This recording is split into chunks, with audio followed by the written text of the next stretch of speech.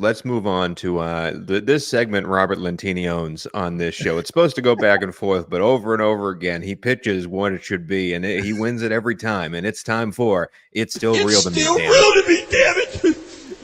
Robert, we had, as we know, Sami Zayn beating Gunther and winning the Intercontinental title. He's now parading it around. He is the good guy. That entrance at Montreal during Raw was fantastic. Yeah. Basically, he beat Chad Gable in a match for that belt, I believe, on Monday Night Raw, and then was celebrating. Chad Gable walks off. Sami Zayn goes over, hugs people from the crowd, starts hugging his wife, and then Chad Gable comes over and gives him a German suplex and starts beating the crap out of him. And we have a heel turn for Mr. Chad Gable. This is a storyline you have been heavily invested in for the past few weeks. Why is this real to you, man?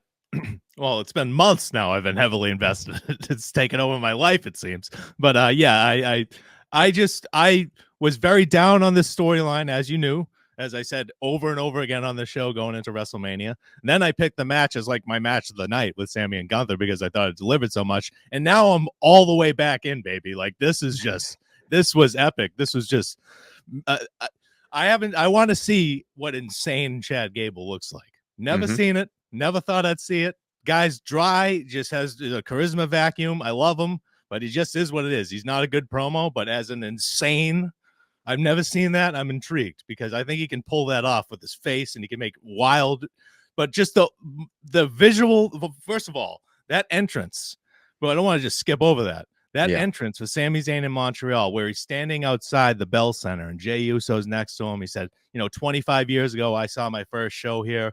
25 years later, I'm walking in as a champion, just as I did back then, through the front door, through the concourse area with all the fans.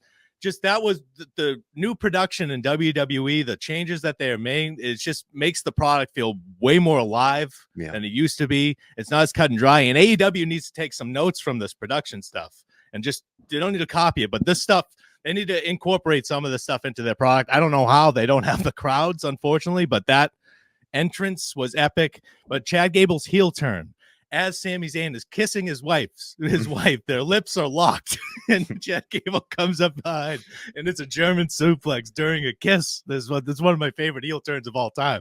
And then the ankle lock, like right on the turnbuckle, right next to his wife. It was epic. I don't know when they're going to probably do this in match at Backlash France. I hope they drag this rivalry out for a while. They've put enough into it with those story of Chad Gable being Sammy's coach. Have this be a best of three. Have this go one. Have Sami get another win. They're not going to give Gable the title, I think, ever. I'd like to see it, but I don't think they're going to do it. But yeah, just an epic heel turn for Chad Gable, and it's still real to me because of just the moment when he's kissing his wife into a German suplex. Just it rocked my world. I was not expecting it, and I really that was pretty awesome. It was pretty awesome. I'm definitely a fan of it, and I agree. We don't know if they're going to give the title to Gable because we don't know how over heel Chad Gable will get. And the only way you'll know is if you give this room to breathe and we see what happens with it. And Sami's a great foil for this heel turn. So I'm excited to see both the matches and also the story that they tell with it.